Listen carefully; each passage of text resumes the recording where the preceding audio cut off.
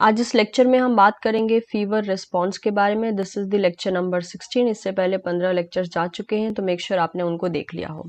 आज हम बात करने वाले हैं फीवर रिस्पॉन्स के बारे में। फीवर किस टाइप का रिस्पॉन्स है, अगर सबसे पहले देखा जाए तो फीवर जो है वो भी एक जो हमारा इन्नेट इम्यून रिस्पॉन्स है उसी का ही पार्ट माना जाता है। मतलब कि ये इन्नेट भी है, साथ ही साथ नॉन स्पेसिफिक भी होगा, क्योंकि जो भी इन्नेट इम्यून रिस्पॉन्स होते हैं वो मेनली नॉन स्पेसिफिक कंसिडर किए जाते हैं। तो आज हम समझेंगे कि हमारी बॉडी में फीवर कैसे होता है, क्यों होता है, किस किस के regulation as well as activation की वजह से होता है।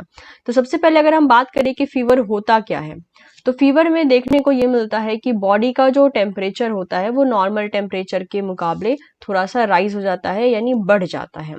अब फीवर जो रिस्पॉन्स है ये हॉलमार्क होता है इस चीज का कि बॉडी में कोई इन्फेक्शन हो गया है या कोई इन्फ्लेमेटरी डिजीज या फिर कोई इन्फ्लेमेटरी कंडीशन क्रिएट हो गया है।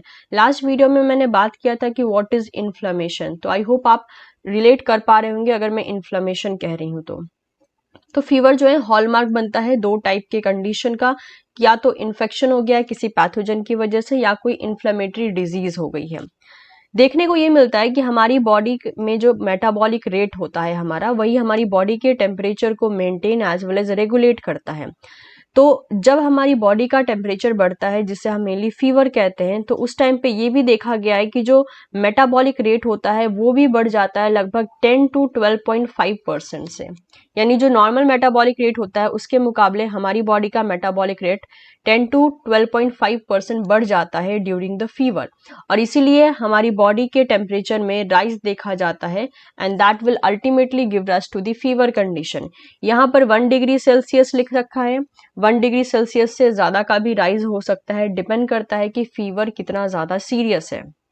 दूसरा ये चीज है कि ये एक इनेट इम्यून रिस्पॉन्स, यानी fever is a इनेट immune response, इसीलिए ये नॉन स्पेसिफिक है। वैरायटी ऑफ पैथोजन के लिए ये एक्टिवेट हो सकता है बॉडी में। इतना ही नहीं, अगर एक स्पेसिफिक इंफॉर्मेशन देखना चाहें तो जब फीवर होने वाला होता है तो हमारी बॉडी के जो इम्यून सेल्स है, सीधी सी बात है, क्योंकि हमारी बॉडी में कोई पैथोजन एंटर किया है तो हमारी बॉडी के सेल्स उसके खिलाफ एक्ट कर रहे हैं, उसके खिलाफ रिस्पॉन्स कर रहे हैं। उनके रिस्पॉन्स करने की वजह से क्या होता है, बॉडी के अंदर कुछ साइटोकाइंस रिलीज होते हैं, जैसे कि फॉर एग्जांपल इंटरल्यूकिन 1 हो गया, 6 हो गया, इसके अलावा ट्यूमर नेक्रोसिस फैक्टर अल्फा हो गया। ये सभी जो है ये सब के सब साइटोकाइंस की कैटेगरी में चले आते हैं।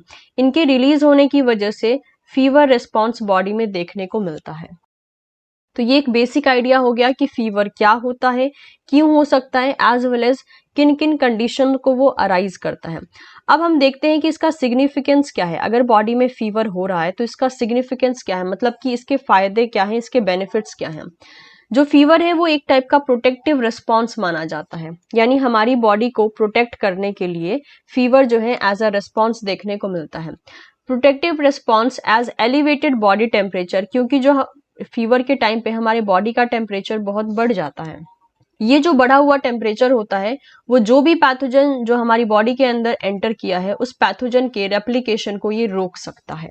ठीक है, तो मोस्ट प्रोबेबली यही होता है कि हमारी बॉडी का जो टेम्परेचर राइज होता है ना, वो इसलिए राइज होता है ताकि हमारी बॉडी में जो पैथोजन गया है उसका रेप्लिकेशन, उसका जो डेवलपमेंट होगा फर्दर, उसको रोक दिया जाए। क्योंकि उतने हाई टेम्परेचर पे जो हमारी बॉडी का हो जाता है ड्यूरिंग द फीवर कंडीशन, उतने हाई टेम्परेचर पे पैथोजन जो है मेनली रेप्लिकेट नहीं कर पाते हैं अनटिल और अनलेस वो पैथोजन जो है हीट रेजिस्टिव हो, मतलब कि हाई हीट को रेजिस्ट करना जानता हो। तो ये चीज देखी जाती है, यानी आपको सिग्निफिकेंस समझ में आ गया। बॉडी का हाई टेम्परेचर इसलिए होता है ताकि हमारी बॉडी में जो पैथोजन गया है उसको रेप्लिकेट होने का, उसको अपनी फैमिली बढ़ाने का मौका ना मिले और उसका बॉडी से एलिमिनेशन हो जाए और हम हेल्दी रह जाएं और प्रॉपर ढंग से सर्वाइव करें। अगर एक बहुत इंपॉर्टेंट स्पेसिफिक इंफॉर्मेशन के बारे में बात किया जाए तो अभी मैंने आपको बताया था ये जो इंटरल्यूकिन 1 है, 6 एंड TNF अल्फा, इनका क्या देखा जाता है, इनका बहुत इंपॉर्टेंट रोल होता है फीवर को इंड्यूस करने में। यानी फीवर अगर हमारी बॉडी में आ रहा है या फिर हम फीवर से सफर कर रहे हैं तो वहां पर interleukin 1, interleukin 6 and TNF alpha, इनका इंपॉर्टेंट रोल होता है। ये अपना रोल कैसे निभाते हैं फीवर करवाने में, ये एक एंजाइम को एक्टिवेट करते हैं जिसका नाम है COX-2, that is the cyclooxygenase 2। ठीक है, इसको हम बोलते हैं COX-2। ये एंजाइम का काम क्या होता है, ये एंजाइम जो है एक लिपिड इंटरमीडिएट पाया जाता है जिसको हम कहते हैं आर्किडोनिक एसिड।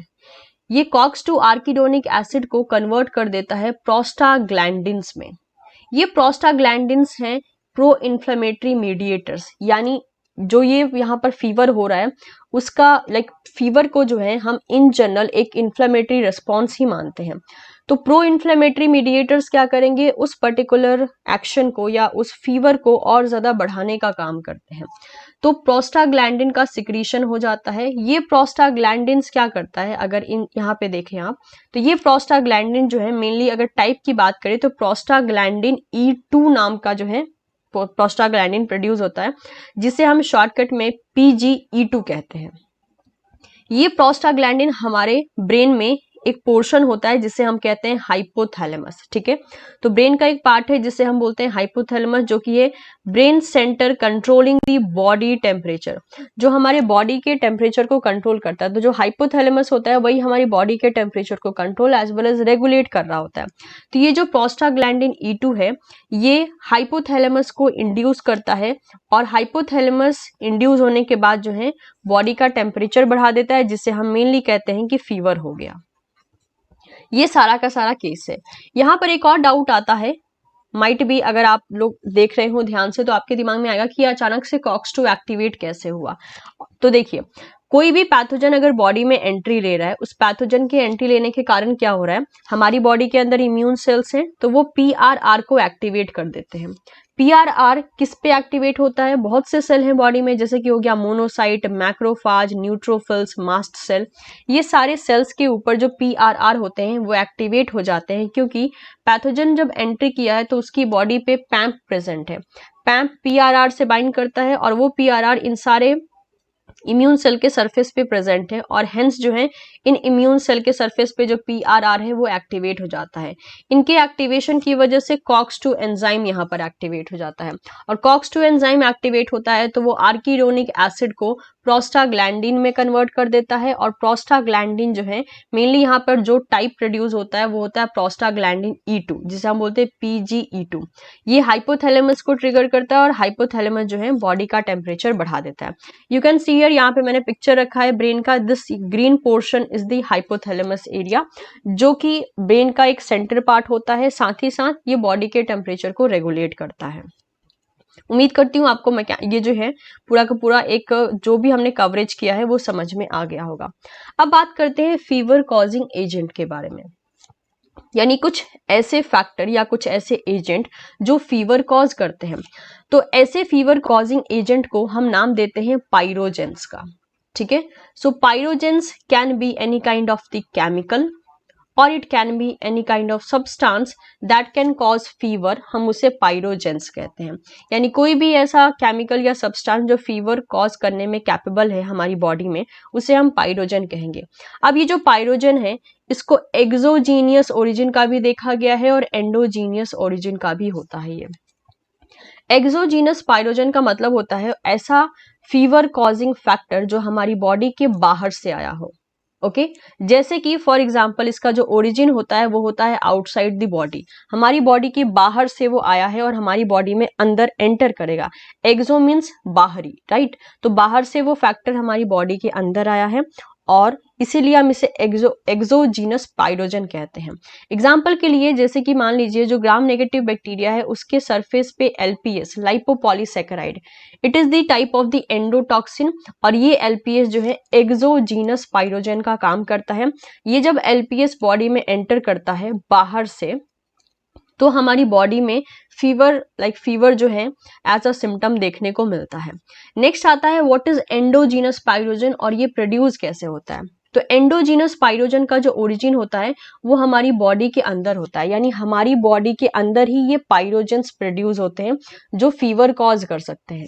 एग्जाम्पल के लिए हो गया interleukin 1, interleukin 6, TNF alpha as well as interferon. और अब अगर आप ध्यान दें तो ये वही फैक्टर है, देखिए ये वाले फैक्टर हैं ये सारे के सारे। तो आपको समझ में आ रहा है कि ये फिर कैसे फीवर कॉज कर रहे हैं, इसीलिए हम इन्हें पाइरोजन भी कह रहे हैं। ठीक है, तो ये वाली चीज यहाँ पे देखने को मिलती है। अब बात आती है कि हमारी बॉडी के अंदर प्रेजेंट कुछ फैक्टर हमें मतलब हमारे बॉडी में फीवर क्यों कॉज करवाते हैं। तो ये अपने आप कॉज नहीं करवाते हैं, इनको ट्रिगर किया जाता है कॉज करवाने के लिए। कैसे? मान लीजिए हमारी बॉडी में कोई पैथोजन एंटर किया है, उस पैथोजन ने क्या किया, हमारी बॉडी के इम्यून सेल्स को एक्टिवेट कर दिया। कैसे? हमारे बॉडी के इम्यून सेल्स के ऊपर जो PRR प्रेजेंट था उससे जाकर बाइंड कर गया उस पैथोजन का पैम्प, और हेंस इम्यून सेल्स एक्टिवेट हो गए। अब ये इम्यून सेल्स एक्टिवेट हुए हैं इन्फेक्शियस एजेंट की प्रेजेंस में, जैसे कि हो गया वायरस, हो गया बैक्टीरिया, हो गया या फिर कोई और पैथोजन हो गया। अब जब ये इम्यून सेल्स एक्टिवेट होते हैं तो अब ये इम्यून सेल्स जो है एंडोजीनस पाइरोजन को सिक्रीट करते हैं। It may be interleukin 1, interleukin 6, tumour necrosis factor alpha as well as interferon. तो इस ढंग से जो है एंडोजीनस पाइरोजन आता है। यानी ये कहना गलत नहीं होगा कि जो एक्सोजीनस पाइरोजन्स होते हैं वो एंडोजीनस पाइरोजन के सिक्रीट होने का या प्रोड्यूस होने का रीजन बनते हैं। फाइन। और एज अ रिजल्ट इंडिविजुअल में जो है फीवर देखने को मिलता है। इस फीवर की वजह से क्या होता है, बॉडी का मेटाबॉलिज्म इंक्रीज हो जाता है, क्योंकि बॉडी में हीट बहुत ज्यादा प्रोड्यूस होगी, हेंस टेम्परेचर बढ़ेगा, इसलिए मेटाबॉलिक रेट बढ़ जाता है, जो कि अभी मैंने आपको बताया 10 से 12% के करीब। इसके अलावा बॉडी जो है शिवरिंग करने लगती है, यानी कांपने लगते हैं। These are the symptoms. साथ ही साथ वेसो कॉन्स्ट्रिक्शन होता है, क्योंकि बॉडी जो हाइपोथैलेमस एरिया है उसे सिग्नल मिल गया है कि बॉडी के टेम्परेचर को बढ़ाना है। अब बॉडी के टेम्परेचर को बढ़ाने के लिए जो है जो वेसल्स वाले एरिया होते हैं जहां से ब्लड फ्लो हो रहा होता है उसको और ज्यादा नैरो कर दिया जाता है, कॉन्स्ट्रिक्ट कर दिया जाता है, ताकि बॉडी का टेम्परेचर जो है राइज होता रहे। इसे हम कहते हैं वैसो कॉन्स्ट्रिक्शन। एंड फाइनली जो है फीवर का सिम्टम देखने को मिलता है।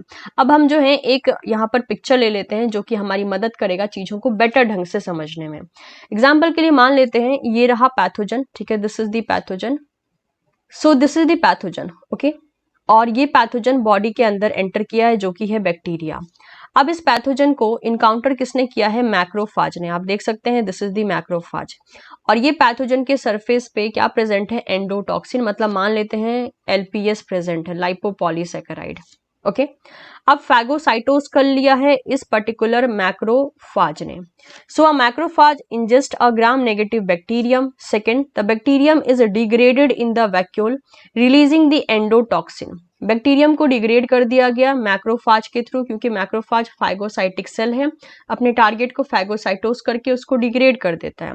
जैसे ही बैक्टीरिया का यहाँ डिग्रेडेशन होता है, बैक्टीरिया जो है यहाँ से रिलीज कर देता है एंडोटॉक्सिन, जो कि है LPS, that induce the macrophage to produce cytokines like the interleukin 1 and tumor necrosis factor alpha. जब यहाँ पे मैक्रोफाज इसको डिग्रेड कर रहा होता है ग्राम नेगेटिव बैक्टीरिया को, तो उस टाइम पे उसी प्रोसेस में मैक्रोफाज यहाँ से कुछ पायरोजेनिक फैक्टर को रिलीज करता है, जो कि हो गया इंटरल्यूकिन 1, साथ ही साथ ट्यूमर नेक्रोसिस फैक्टर अल्फा, ठीक है, इनको रिलीज करता है। ये क्या है, ये एक टाइप के साइटोकाइंस हैं। ये साइटोकाइंस क्या करते हैं, ब्लड वेसल में चले जाते हैं, जहां पे वो ब्लड के थ्रू ट्रांसफर होते रहते हैं। अब ब्लड वेसल में जब जाते हैं तो सबसे पहले तो ब्लड वेसल के थ्रू ये ट्रैवल करते हैं और ये पहुंच जाते हैं कहाँ पे, हाइपोथैलेमस ऑफ द ब्रेन में। तो सबसे पहले अगर देखा जाए कि ये पहले क्या करते हैं, तो देखिए ब्लड वेसल के थ्रू ये ट्रैवल कर रहे हैं। तो ब्लड वेसल के थ्रू ट्रैवल करने के बाद ये जो है आर्किडोनिक एसिड को प्रोस्टाग्लैंडिन्स में बदल देते हैं। हाइपोथैलेमस एरिया को ये इंड्यूस करता है, अफेक्ट करता है। और हाइपोथैलेमस एरिया जो है यहाँ पे फिर टेम्परेचर को रेगुलेट करने के लिए रिस्पॉन्सिबल है। तो हाइपोथैलेमस को ये मेनली मैसेज मिलता है या सिग्नल मिलता है कि बॉडी के टेम्परेचर को बढ़ाना है, और जिसकी वजह से बॉडी के टेम्परेचर को हाइपोथैलेमस जो है इंक्रीज कर देता है और फीवर हो जाता है। इसी के रिस्पॉन्स में जो है जो ब्लड वेसल है उसको उसका जो है कॉन्स्ट्रिक्शन शुरू होता है, मतलब कि वो थोड़ा सा और नैरो हो जाता है, पतला हो जाता है, और इस तरीके से जो है हाई टेम्परेचर को मेनली मेंटेन किया जाता है। तो that is what mention, the cytokines are release into the blood stream by the macrophage through which they travel to the hypothalamus of the brain. The cytokines induce the hypothalamus to produce the prostaglandins, which reset the body's thermostat to the higher temperature, producing the fever. और आपको पता है prostaglandin के produce होने का reason आपको पता है, right, that is the COX-2. तो जब ये मेनली जितने भी साइटोकाइन्स प्रोड्यूस हुए हैं जब वो ब्रेन के पास पहुंचते हैं तो वहां पे जो प्रोस्टाग्लैंडिन प्रेजेंट रहता है उसको लाइक इनिशियली वो प्रेजेंट नहीं रहता है, प्रोड्यूस करवाया जाता है, मतलब उसका प्रोडक्शन करवाया जाता है with the help of the arachidonic acid.